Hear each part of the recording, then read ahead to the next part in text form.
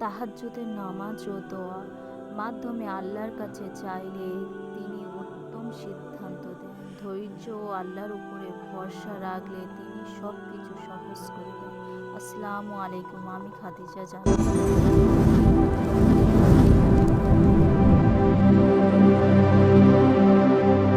তাহাজ্জুদের নামাজে ভালোবাসার গল্প।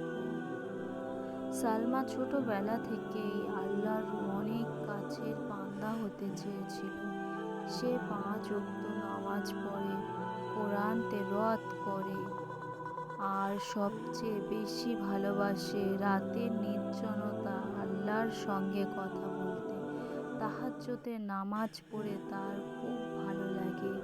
সে মনে করে এই সময়টা সবচেয়ে শান্তিময়, যখন সে তার সমস্ত কষ্ট চাহা আল্লাহর সামনে খুলে বলতে পারে। কিন্তু আজ রাতে তাহাজ্জুদের অন্য রাতের মতো ছিল না। নামাজের শেষে সে সিজদায় পড়ে রইল, চোখ দিয়ে অঝোর ধারায় পানি পড়ছে। এক সময় ফিসফিস করে বলতে লাগলো, হে আল্লাহ, তুমি তো জানো আমি কাকে আমার জীবনে চাই না। যদি সে আমার দিনের সহযাত্রী না হয়, কিন্তু এই যে অনুভূতিটা আমার মধ্যে জন্মেছে,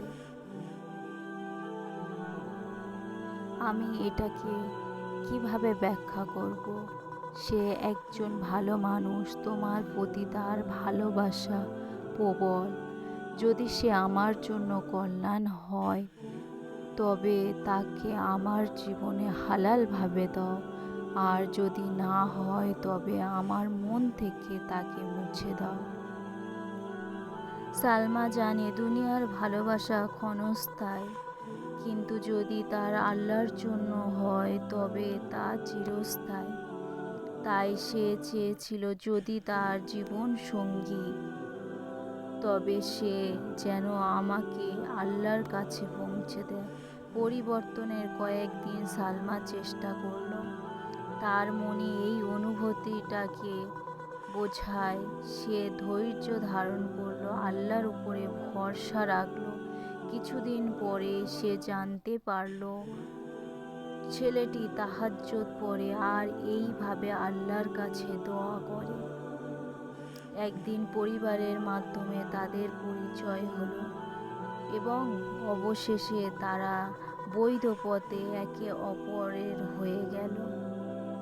সালমা তখন বুঝল আল্লাহর কাছে কিছু চাইতে হয়, শুধু অনুভূতি নয়, ধৈর্যও দরকার।